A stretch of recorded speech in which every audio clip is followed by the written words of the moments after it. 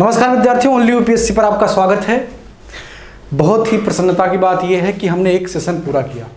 जैसा कि बहुत सारे लोग हमारे ऊपर आरोप लगाते थे कि ये बात कर रहे हैं शुरुआत में कि हम फ्री में देंगे, लेकिन ये बात पूरी नहीं हो पाएगी। लेकिन हमने एक सेशन पूरा किया। पूरा एग्ज़ाम हो गया कल।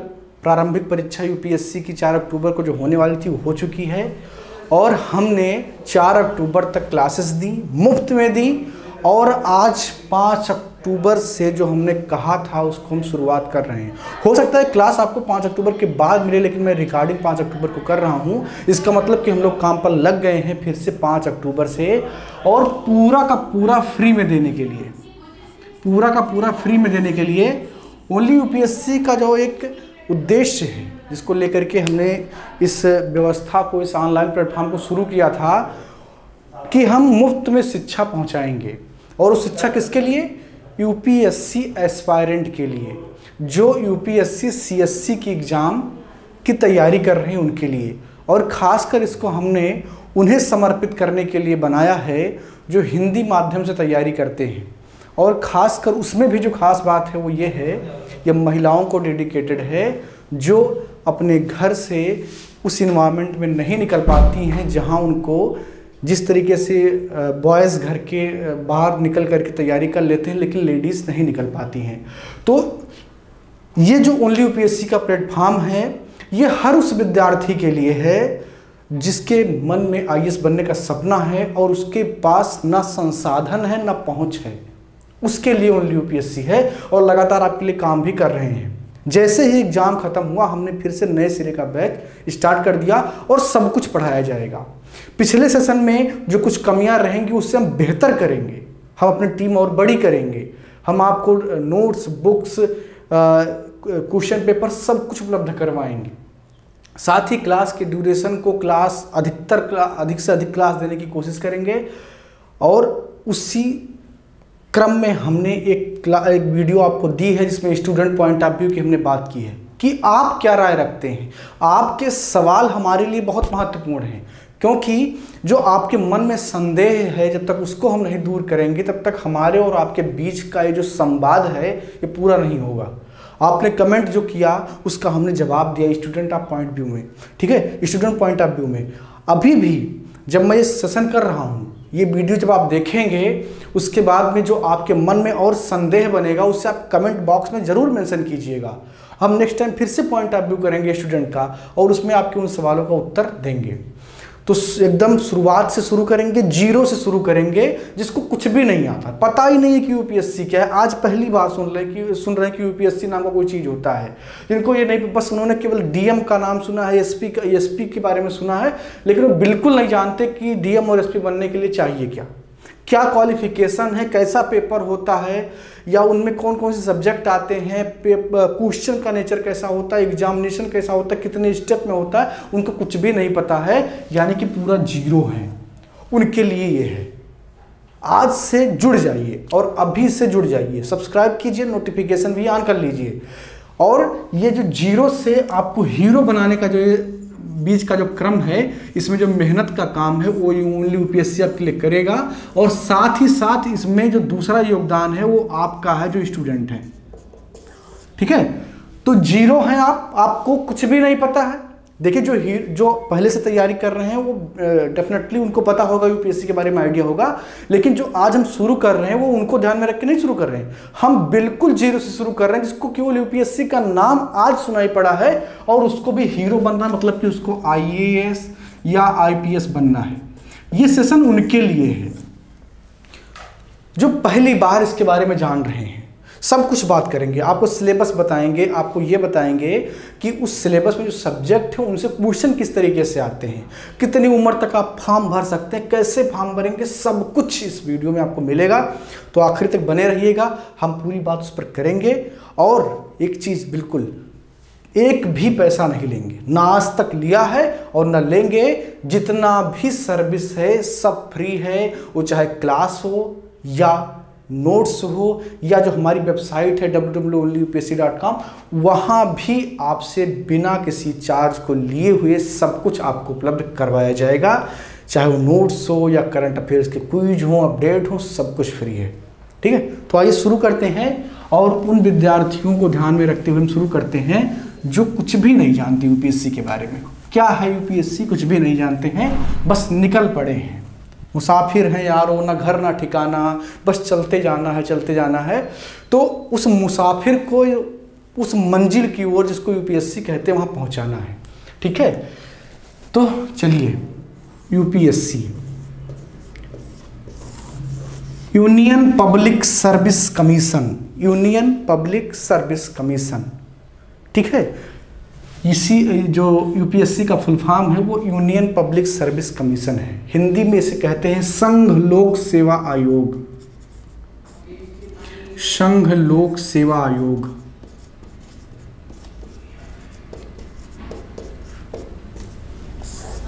संघ लोक सेवा आयोग। ठीक है,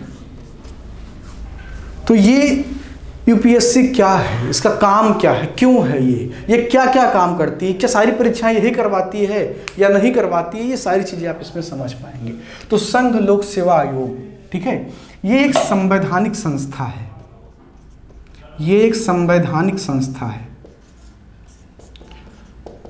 कैसी संस्था है? ये एक संवैधानिक संस्था है। संवैधानिक संस्थाएं ऐसी संस्थाएं होती हैं जो संविधान के मूल में जुड़ी हुई थी। यानी कि जब संविधान 26 जनवरी 1950 को जब भारत के लोगों ने संविधान को अंगीकृत कर लिया, उसे आत्मार्पित कर लिया और पूर्णतया लागू हो गया, उस दिन जितनी संस्थाएं संविधान में मेंशन थी उनको संवैधानिक संस्थाएं कहते हैं। अगर कोई संस्था बाद में यानी कि संविधान के किसी प्रावधान में संशोधन करके जोड़ा जाता है तो वो सांविधिक संस्थाएं कहलाती हैं। ठीक है, लेकिन जो मूल संविधान में संस्थाएं हैं वो संवैधानिक संस्थाएं कहलाती हैं, कॉन्स्टिट्यूशनल इंस्टीट्यूशन कहलाती हैं। जैसे आपका इलेक्शन कमीशन है, जैसे आपका यूपीएससी है यानी कि संघ लोक सेवा आयोग है। इसके बारे में और डीप आप तब पढ़ेंगे जब क्लास में आप पॉलिटी के यूपीएससी को पढ़ेंगे। यहाँ पर उतना गंभीर जानना आपके लिए ज़रूरी नहीं है। तो ये क्या है? एक संवैधानिक संस्था है और इसका काम क्या है? ये परीक्षा करवाती है। बहुत ही आसान भाषा में मैं आपको समझा रहा हूँ। इसका एक काम है परीक्षा करवाना और दूसरा अन्य काम है जिसमें ये कई सारे मुद्दों पर सरकार को सलाह देती है, सुझाव देती है। ठीक है, तो हमको उससे कोई मतलब नहीं, वो प्रशासनिक काम है, उससे गवर्नमेंट को मतलब है। हमारा जो मतलब का चीज़ है वो ये है परीक्षा वाला पोर्शन, कि संवैधानिक संस्था जो है ओनली यूपीएससी वो परीक्षा किस किस चीज़ की करवाती है और हम किस परीक्षा की तैयारी कर रहे हैं। लोग जनरली बोल देते हैं यूपीएससी की तैयारी कर, यूपीएससी बहुत सारी परीक्षाओं को करवाती है। ठीक है, तो आप किस परीक्षा की तैयारी करने के लिए ओनली यूपीएससी के साथ जुड़े हैं उस पर भी हम बात करेंगे। ठीक है, यूपीएससी तो बहुत सारी परीक्षाएं, वो सीएपीएफ का परीक्षा करवाती है, वो एनडीए सीडीएस का परीक्षा करवाती है। ठीक है, वो सीएससी का परीक्षा करवाती है या इंजीनियरिंग सर्विस का परीक्षा करवाती है, बहुत सारे परीक्षाएं करवाती है। आप किसकी तैयारी कर रहे हैं ये बहुत सारे लोगों को यही नहीं पता होता है। ठीक है, तो सब कुछ आप जान पाएंगे इस वीडियो में, बने रहिए आखिरी तक। तो अब इस परीक्षा पर हम डिस्कस करेंगे।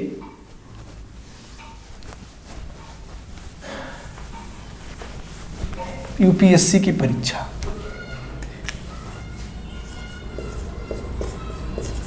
तो यूपीएससी की जो परीक्षाएं हैं उसमें बहुत सारी परीक्षाएं हैं, जैसे एक सीएससी जिसकी आप तैयारी कर रहे हैं। यहाँ पर हम आपको सीएससी की तैयारी करवा रहे हैं। ठीक है, और बाकी जो परीक्षाएं लेती हैं जैसे कि एनडीए है या सीडीएस है या सीएपीएफ है, ये सारी परीक्षाएं भी यूपीएससी करवाती है। लेकिन हम तैयारी किसकी कर रहे हैं? यहाँ पर CSC combined civil services exam की तैयारी कर रहे हैं। और इस परीक्षा के माध्यम से कौन कौन से पद की तैयारी हम कर रहे होते हैं? आईएएस बनने की, IPS, Indian police service, Indian administrative service IAS को बोलते हैं, इंडियन पुलिस सर्विस बोलते हैं आईपीएस को, और इसी के साथ ही आईएफएस का भी एग्जाम होता है यानी कि इंडियन फॉरेस्ट सर्विस। ठीक है, ये तीनों ऑल इंडिया जो है सर्विस कहलाती है। इसके अलावा जो आईएफएस है, आईआरएस है, वो केंद्रीय परीक्षाएं कहलाती हैं। ठीक है, वो केंद्रीय सेवा की परीक्षाएं हैं। जैसे इंडियन फॉरेन सर्विस है वो ऑल इंडिया सर्विस के अंतर्गत नहीं आती हैं। तो जो आप पेपर देते हैं, जो जिसका पेपर अभी कल हुआ है 4 अक्टूबर को, वो CSC का पेपर था, यानी कि कंबाइंड सिविल सर्विसेज एग्जाम का पेपर था। ठीक है, यूपीएससी बहुत सारे पेपर करवाती है। आप नॉर्मली ऐसे बोल देते हैं कि अब मैं यूपीएससी की प्रिपरेशन कर रहा हूँ, यूपीएससी में किसकी प्रिपरेशन आप कर रहे हैं ये भी जानना जरूरी है। ठीक है, तो ये हुआ कि CSC की हम तैयारी करेंगे। ठीक, अब बात आती है कि कौन इसमें अप्लाई कर सकता है, उसकी जो है एलिजिबिलिटी क्या क्या है, उस पर हम बात करेंगे। ठीक है,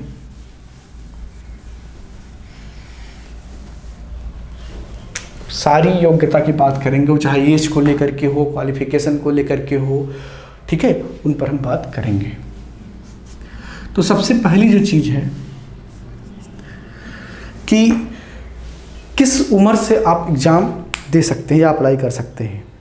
तो अधिकतर जो एग्ज़ाम होते हैं उसमें जो योग्यता होती है अप्लाई करने की वो 21 वर्ष होती है, और यूपीएससी में भी 21 वर्ष ही है, यानी कि यूपीएससी CSC में भी 21 वर्ष ही है आपकी उम्र। अगर आप 21 वर्ष के हो गए हैं तो आप परीक्षा में अप्लाई कर सकते हैं। दूसरा जो है, जो दूसरी योग्यता है परीक्षा में अप्लाई होने की, वो है आप ग्रेजुएट होने चाहिए, आप स्नातक जरूर हों, और इस बात की कोई बाध्यता नहीं है कि आप स्नातक कहाँ से हैं, लेकिन बाध्यता ये है कि वो किसी इंडिया की रिकॉग्नाइज्ड यूनिवर्सिटी होनी चाहिए, यानी कि भारत के किसी भी रिकॉग्नाइज्ड यूनिवर्सिटी के द्वारा अगर आपने स्नातक कर लिया है और इस स्नातक में आप पास हैं, यानी कि आप इसमें फेल नहीं हुए, आप स्नातक हो गए हैं। कई लोग इस बात पे कंफ्यूज रहते हैं कि कोई परसेंटेज निर्धारित यूपीएससी ने नहीं कर रखा है। बिल्कुल नहीं है। अगर आप केवल पास हैं, केवल आप ग्रेजुएट हैं और उसमें आपका परसेंटेज चाहे आप थर्ड डिवीजन में पास हुए हो, उससे कोई मतलब नहीं है, आप अप्लाई कर सकते हैं। ठीक है, तो उम्र है 21 वर्ष अप्लाई करने की और डिग्री है आपकी स्नातक। ठीक है, ये अगर आपने ये दो चीज़ अगर आपके पास है तो आप अप्लाई कर सकते हैं। यहाँ पर एक परंतु यानी कि एक प्रोविजो की बताने की ज़रूरत है आपको। IAS और IFS यानी कि इंडियन एडमिनिस्ट्रेटिव सर्विस और इंडियन फॉरेन सर्विस, ये दो सर्विसेज ऐसी हैं जो केवल इंडियन मूल के लोगों के लिए हैं, यानी कि इससे बाहर के लोगों के लिए नहीं है। बाकी जो सेंट्रल गवर्नमेंट की बहुत सारी परीक्षाएं हैं उसमें नेपाल के नागरिक और भूटान के नागरिक भी अप्लाई कर सकते हैं। ठीक है, लेकिन IAS और IFS के लिए केवल भारतीय नागरिक ही अप्लाई कर सकते हैं। ये बात आप ध्यान में जरूर रखेंगे। ठीक है, तो ये हो गया। बहुत सारे स्टूडेंट पूछ रहे थे कि योग्यता क्या है। अगर आप 21 वर्ष आपने पूरा कर लिया है और आप स्नातक हैं तो आप UPSC का फॉर्म दे सकते हैं। ठीक है, अब हम परीक्षा की प्रकृति की बात करेंगे कि परीक्षा की प्रकृति क्या है। देखिए, हम क्लास शुरू करें उससे पहले आपको मोटा माटी ज्ञान होना चाहिए कि UPSC है क्या। ठीक है, तो परीक्षा की प्रकृति क्या है, यानी कि नेचर ऑफ एग्जामिनेशन क्या है, परीक्षा की प्रकृति क्या है, कैसे परीक्षा होती है, कितने स्टेप में होती है, क्या है, मतलब पूरा इसके बारे में। तो सबसे पहली बात कि परीक्षा कितने स्टेप में होती है, इसके स्टेप क्या क्या है। तो इसके स्टेप में जो इसका पहला स्टेप है उसको प्री बोलते हैं, यानी कि प्रारंभिक परीक्षा। जो पहला स्टेप है उसको क्या बोलते हैं, प्री बोलते हैं, यानी कि प्रारंभिक परीक्षा इसको बोलते हैं। जो दूसरा स्टेप है उसको मेंस बोलते हैं, यानी कि मुख्य परीक्षा। ये आपकी प्रारंभिक परीक्षा है,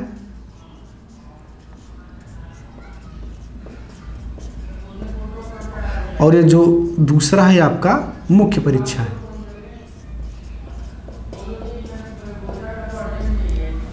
और जब आप मुख्य परीक्षा को पास कर लेंगे तब आप जाएंगे इंटरव्यू के लिए। ठीक है, तब आप जाएंगे इंटरव्यू के लिए, जिसको साक्षात्कार कहते हैं। साक्षात्कार कहते हैं, ठीक है, जिसको क्या कहते हैं, साक्षात्कार। तो ये 3 स्तर होते हैं, पहले प्री होता है, फिर मेंस होता है और फिर इंटरव्यू होता है। ये 3 स्तर हैं परीक्षा के, यानी कि 3 स्टेप से आपको गुजरना होता है। ठीक है, उसके बाद ही जब आप इन तीनों से गुजर जाते हैं और फाइनल जब लिस्ट बनती है उसमें अगर आपका नाम है तो आपके बल्ले बल्ले हो निकले। ठीक है, तो अब बात करते हैं सबसे पहले प्रारंभिक परीक्षा प्री की परीक्षा की, जिसका पेपर अभी पिछले 4 अक्टूबर को हुआ है। ठीक है, और जाहिर सी बात है कि अगर आप 2021 के लिए हमारे साथ जुड़े हैं तैयारी करने के लिए, तो आपके दिमाग में जो सारे सवाल होंगे वो सबसे पहले प्रारंभिक परीक्षा 2021 को लेकर के होंगे। अब हमारा मुख्य मुद्दा यहाँ से शुरू होता है। इससे पहले जो हमने आपको बताया वो क्रोनोलॉजी थी, वो पृष्ठभूमि था, ताकि आप आगे की बात को समझ पाए। ठीक है, तो हमारा जो टारगेट है वो क्या है? हमारा टारगेट है CSC 2021, और उसमें जो सब टारगेट कह सकते हैं वो क्या है? इसके प्रीलिम्स को क्लियर करना, यानी कि इसके प्रारंभिक परीक्षा को क्लियर कर लेना, ये हमारा टारगेट है। एकदम सिंपल गोल बना के चलेंगे ना, सब कुछ समझ में आएगा, कुछ भी कठिन नहीं है, इजी है। जब पूरा फॉर्मेट आपको पता होगा, सारी चीज़ें आपको क्लियर होंगी और इजीली आप क्रैक कर पाएंगे। लेकिन अगर थोड़ा सा भी भटकाव हुआ तो नतीजे बदल जाते हैं। जब आप निकलते हैं अपने जीवन के ट्रैक पर सफलता पाने के लिए, तो वो बिल्कुल एक ज्योमेट्री की तरह होता है, एक ज्यामिति की तरह होता है। अगर आपने जरा सा भी गलत कदम उठाया या अपने सही मार्ग से थोड़ा सा भी विचलित हुए, तो जब अपनी सफलता की ओर अग्रसर आप होते हैं, तो अपनी वास्तविक सफलता जो आप चाह रहे थे और जो एक आभासी सफलता जहां पर आप पहुंचे हैं, उसके बीच एक लंबा गैप हो जाता है। ज़रा दार्शनिक बातें हो गई, इसको मैं उदाहरण समझाता हूं। मान लीजिए कि कोई व्यक्ति ये है और इसका उद्देश्य है कि इसको जो है यहाँ पर पहुँचना है, जो टारगेट हमने सेट किया है प्रारंभिक परीक्षा 2021, उसको क्रैक करना है। और ये अभी यहाँ पर है जहाँ इसको ये भी नहीं पता है कि UPSC क्या होता है, यानी कि इसका लेवल जो है वो है 0। अब इसको यहाँ पर अगर पहुँचना है तो इसका जो डायरेक्शन है, और इस डायरेक्शन पर ले जाने वाली जो रेखा है वो एकदम क्या होनी चाहिए? एकदम सीधी होनी चाहिए, यानी कि 90 डिग्री पर होनी चाहिए। अब अगर मान लीजिए कि आपने इस मार्ग पर चलने के लिए जो रास्ते का चयन किया, उसमें 1 डिग्री का डिफेक्शन हो गया, यानी कि 1 डिग्री का गड़बड़ी हो गया। यहाँ पर जो मुख्य बिंदु है जहाँ से आप स्टार्ट कर रहे हैं, तो अगर आपने थोड़ा बहुत भी गणित पढ़ा हो तो आप समझ जाएंगे कि आगे क्या होगा। यानी कि शुरुआत जो इनिशियल पॉइंट है वहां पर आप मात्र 1 डिग्री कोण के बराबर विचलित हुए, लेकिन आप अगर उसी मार्ग पर चलते चले गए तो आप ये देख लीजिए कि अपने इस लक्ष्य से आप कितने दूर हो गए, कितने कदम दूर हो गए। इसी तरीके से जीवन रेखा भी चलती है। अगर आप किसी भी बिंदु पर अपने मार्ग से विचलित हुए, तो अगर चलते चलते आप उसी मार्ग पर चले गए, तो अपने वास्तविक सफलता से आप बहुत दूर या कोसों दूर निकल जाते हैं। और UPSC की परीक्षाओं में अक्सर होता है। इसलिए सही ट्रैक पकड़ना है, सही बिंदु पर चलना है। एक भी डिग्री के कोण के बराबर अगर आपके स्ट्रेटजी में, आपके परीक्षा की तैयारी में गड़बड़ी हुआ, तो आपके सफलता से वो आपको बहुत दूर कर देगा। ठीक है, तो चलिए प्री पर बात कर लेते हैं हम कि प्रारंभिक परीक्षा का प्रारूप क्या है और उसमें कैसे कैसे एग्ज़ाम होता है, उसमें पेपर कैसा होता है, क्वेश्चन कितने आते हैं, ये सारी चीज़ें हम समझ लेते हैं। तो प्री 2021, ठीक है, देखिए प्री में 2 पेपर होते हैं। एक पेपर GS का होता है और दूसरा पेपर CSAT का होता है। GS का मतलब जर्नल स्टडी, यानी कि सामान्य अध्ययन, और CSAT का मतलब होता है एक ये एप्टीट्यूड है, एक एप्टीट्यूड टेस्ट है। 2015 तक क्या था कि CSAT के नंबर और GS दोनों के नंबर को जोड़ करके प्री का कट ऑफ बनता था। लेकिन अब क्या हो गया है कि केवल जीएस के नंबर से ही कट ऑफ बनता है और सीसेट को केवल आपको क्वालिफाई करना होता है 33% अंक के साथ। ठीक है,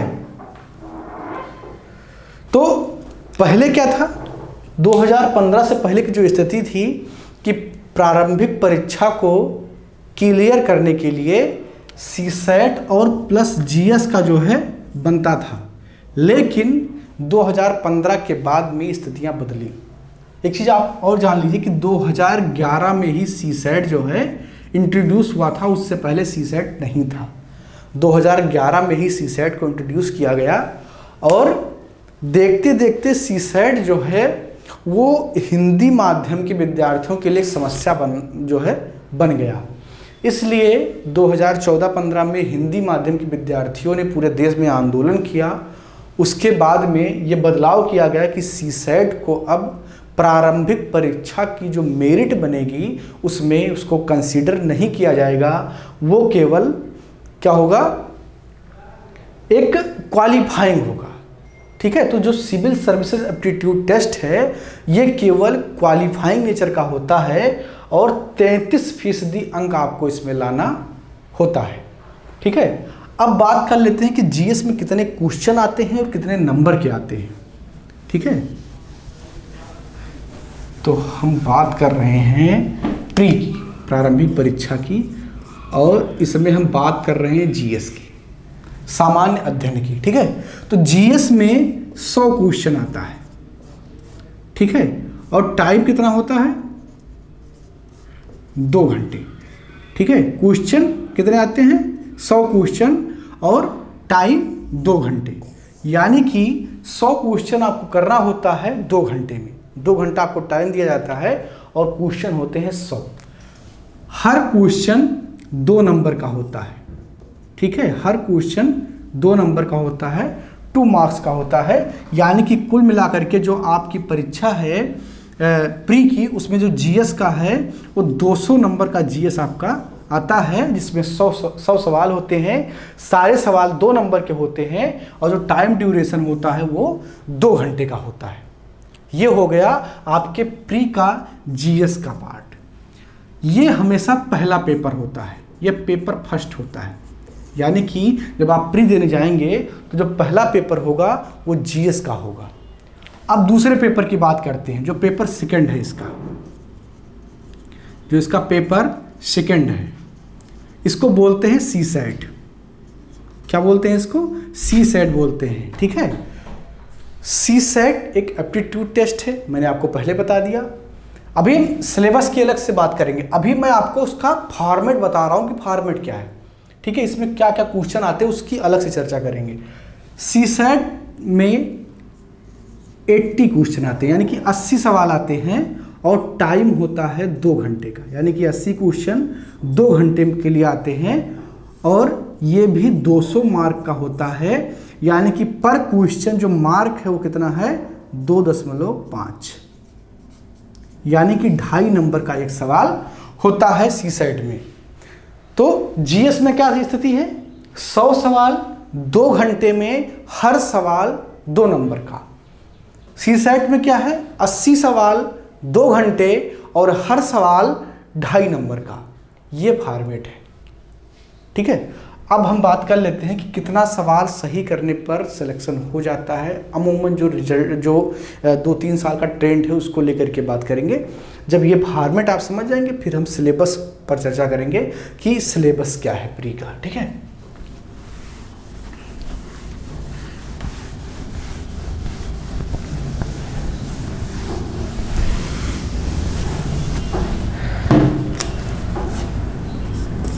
प्री। ठीक है, तो आपने ये देखा कि कितने सवाल आते हैं, कितने नंबर के आते हैं। ठीक है, अब हम उससे आगे बढ़ते हैं और ये बात करेंगे कि उसका सिलेबस किस तरीके से है, क्या सिलेबस है उसमें, उस सिलेबस में क्या क्या चीज़ें हैं और सीसेट में क्या है और जो आपका जीएस का पेपर होता है उसमें क्या क्या है। ठीक, आपने अभी तक जो समझ लिया उसको एक बार फिर से निकाल के लीजिए, क्योंकि अगर वो नहीं समझेंगे तो आपका जो है आगे का चीज़ आपको समझ में नहीं आएगा। पहली चीज़, जीएस का पेपर पहला पेपर होता है 100 क्वेश्चन 200 नंबर के 2 घंटे के। जो दूसरा पेपर है सीसैट का होता है, उसमें 80 क्वेश्चन 2 घंटे, सारे सवाल 2.5 नंबर के। ठीक है, ये 2 पेपर आपको प्री में देने होते हैं। और ये जो प्री है, ये क्वालिफाई करने के बाद में आपको गेटवे मिलता है किसके लिए? मेंस के लिए। आपको गेटवे मिलता है किसके लिए? मेंस के लिए। और इस प्री का जो नंबर है, जो मार्क है, ये आपके फाइनल परीक्षा के मार्क में कंसीडर नहीं होता है, यानी कि ये कंसीडर नहीं किया जाता है। ये आप ध्यान रखेंगे। प्रारंभिक परीक्षा मात्र एक गेटवे है और कुछ नहीं है। इसके नंबर को, यानी कि इसके मार्क को जो आपने यहाँ पर जो है प्राप्त किया, जो आपका प्राप्तांक है, वो आपके फाइनल परीक्षा में कंसीडर नहीं किया जाएगा। ठीक है, जो फाइनल परीक्षा आपकी होगी, आपने जैसे प्री दिया और आप प्री क्वालिफाई कर गए, तो आप मेंस लिखेंगे। मेंस का जो पेपर होता है वो लिखित होता है यूपीएससी में। और जब इसको आप पास करेंगे तो इंटरव्यू के लिए जाएंगे, और जो फाइनल रिजल्ट आता है वो मेंस प्लस इंटरव्यू का होता है। जो फाइनल रिजल्ट होता है वो मेंस प्लस इंटरव्यू का होता है, ना कि प्री का नंबर उसमें जोड़ा जाता है। ठीक है, तो जो प्री है वो केवल और केवल एक गेटवे है। ठीक है, अब 2-3 साल का जो ट्रेंड है प्री का, वो औसतन 100 नंबर किसके लिए? जनरल कैटेगरी के लिए। अब बाकी जो कैटेगरियां हैं ओबीसी, एससी, एसटी, वो इससे नीचे रहती हैं।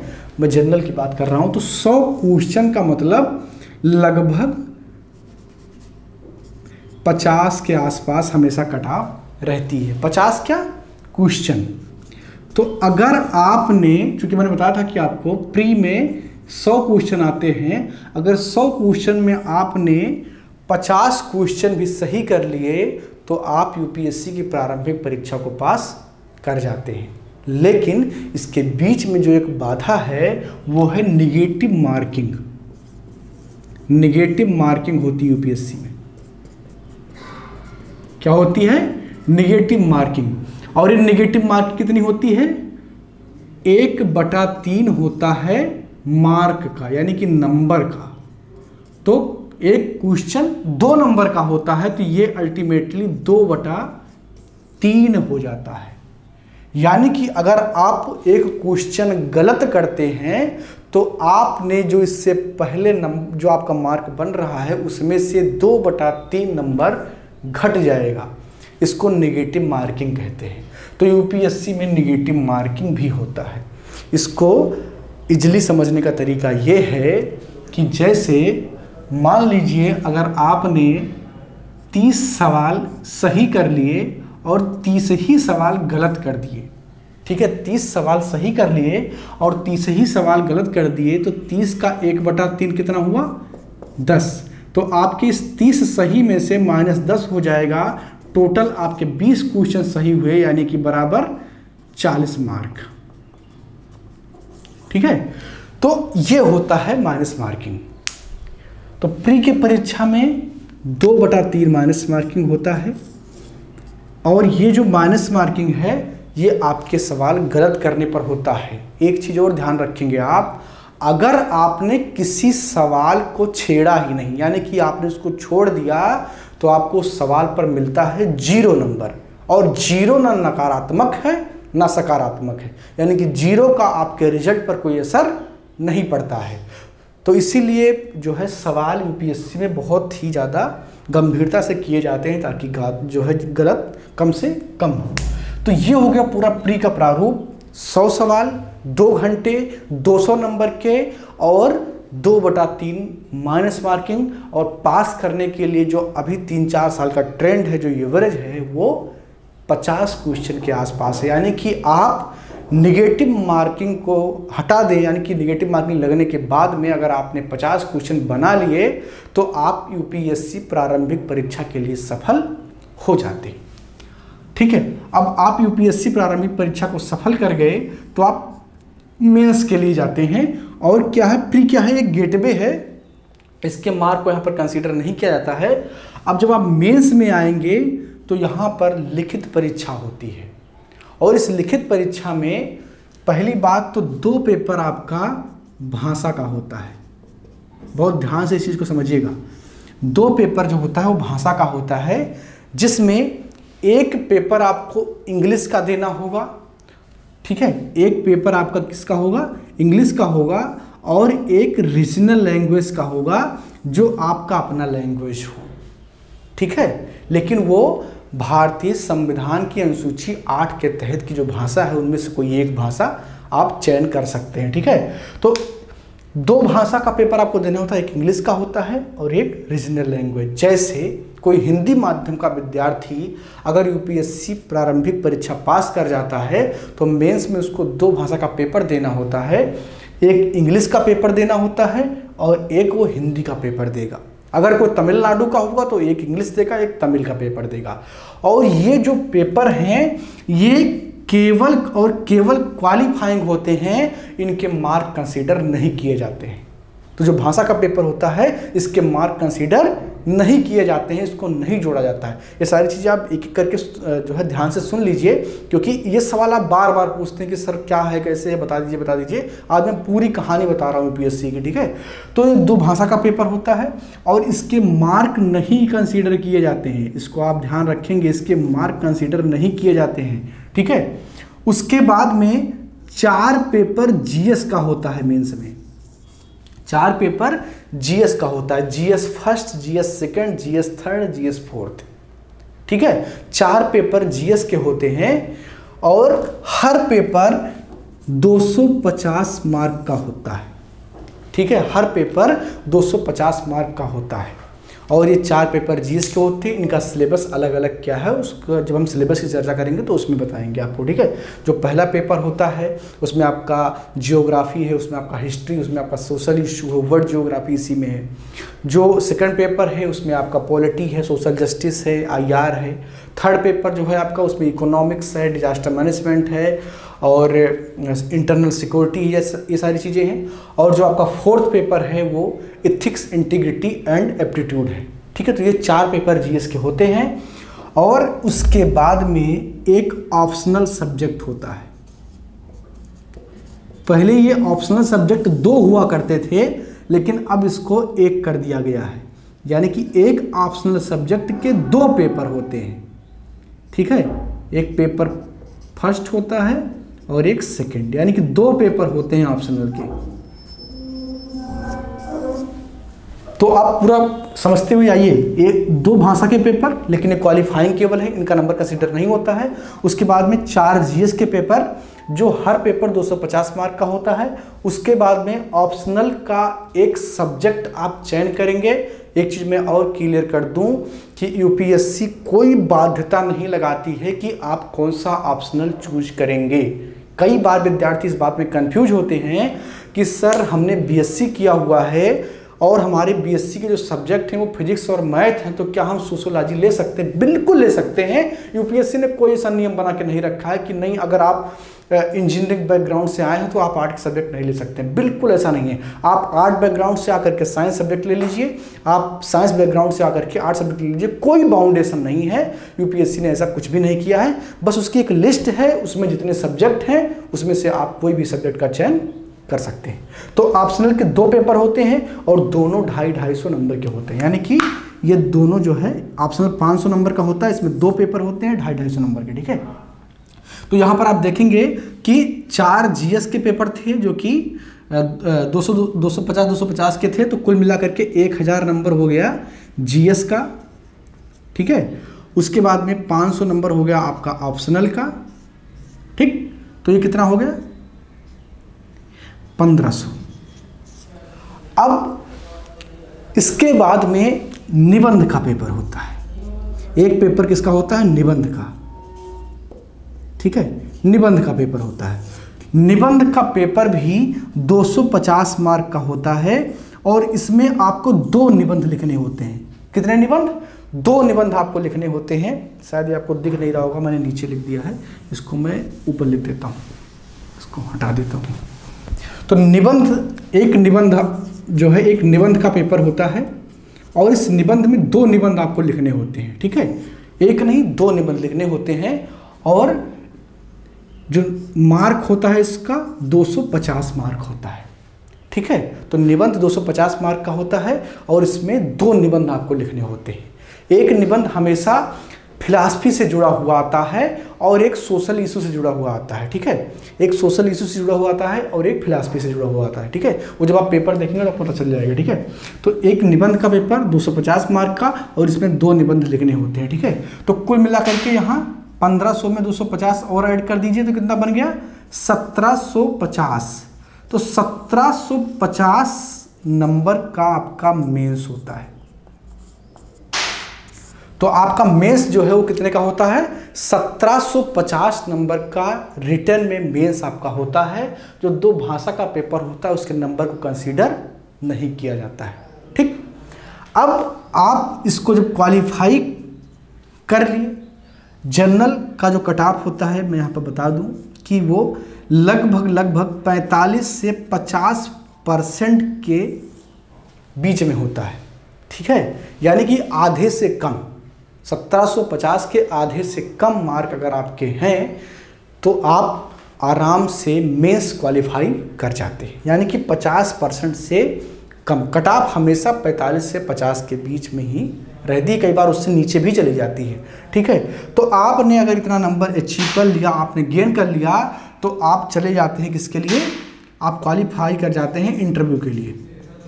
इंटरव्यू के लिए आप क्वालिफाई कर जाते हैं, ठीक है।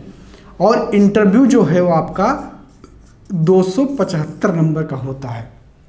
275 नंबर का क्या होता है आपका इंटरव्यू होता है। तो कुल मिलाकर के जो मेरिट बनती है 250 प्लस 275, तो इसको आप ऐड कर लेंगे। यहाँ पर 5 7 5 12 यानी कि 2 हासिल 1 7 2 9 1 10 और 1 हासिल, यानी कि 2025 नंबर का टोटल, यानी कि मैक्सिमम मार्क जो होता है यूपीएससी का वो कितना होता है 2025। तो जो फाइनल रिजल्ट बन के आता है वो इसी 2025 में आपने कितना मार्क गेन किया है उसके आधार पर आपका रिजल्ट आपको दिया जाता है। तो ये है पूरा कहानी उसका।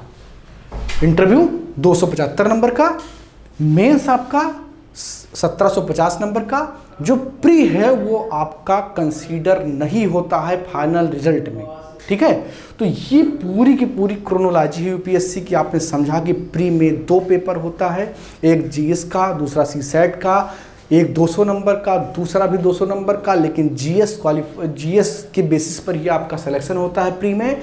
सीसेट को कंसीडर नहीं किया जाता है, वो केवल क्वालिफाइंग का है। आपने उसको क्लियर किया, उसके बाद आप मेंस देते हैं। मेंस में आपको 2 भाषा का पेपर देना होता है, वो केवल क्वालिफाइंग होता है। 4 जीएस के पेपर, 1 निबंध का पेपर और 1 ऑप्शनल सब्जेक्ट के 2 पेपर। इतना पेपर देने के बाद में 1750 नंबर का आप क्वालिफाई जब करते हैं इंटरव्यू के लिए, 275 नंबर का इंटरव्यू, और जब आप उसको क्वालिफाई कर लेते हैं तो 2025 ये जो मैक्सिमम मार्क है इसमें लगभग 50% से कम अंक पाने वाले तक जो विद्यार्थी हैं वो सफल हो जाते हैं। तो ये है पूरा यूपीएससी का क्रोनोलॉजी। इस प्रकार से पेपर होता है। आप भी समझ गए होंगे कितने क्वेश्चन आते हैं। अब हम नेक्स्ट जो आपका सेशन होगा उससे हम पढ़ाई अपनी शुरू कर लेंगे, और जब हम पढ़ाई जिस सब्जेक्ट की करेंगे उसके पर्टिकुलर सिलेबस को जो हम लेंगे और उसके साथ हम पढ़ाई शुरू करेंगे। देखिए, अगर मैं आपको अभी पूरे यूपीएससी का सिलेबस बताऊंगा तो ये टोटल वेस्ट ऑफ टाइम होगा, क्योंकि ना तो आप उसको ध्यान में रख पाएंगे। हालांकि मैं डिस्क्रिप्शन बॉक्स में पूरा सिलेबस डाल दूंगा, आप उसको पीडीएफ डाउनलोड करके एक बार पढ़ लेंगे। लेकिन जो मेरा अपना मानना है कि सिलेबस आप उस सब्जेक्ट का देखिए जिसको आपको अभी पढ़ने जा रहे हैं। जैसे सबसे पहले सिलेबस में क्या लिखा हुआ है, समसामयिक घटनाएं एवं अंतर्राष्ट्रीय घटनाक्रम, ठीक है। उसके बाद में लिखा हुआ है भारत का इतिहास एवं भारतीय राष्ट्रीय आंदोलन। प्रारंभिक परीक्षा का मैं सिलेबस बता रहा हूँ, मुझे पूरा सिलेबस याद है, लेकिन जब मैं क्लास शुरू कर रहा हूँ तो मैं आपको बताऊं कि प्रारंभिक परीक्षा के सिलेबस में इतना सा सेक्शन लिखा हुआ है, यानी कि भारतीय इतिहास और राष्ट्रीय आंदोलन, ठीक है।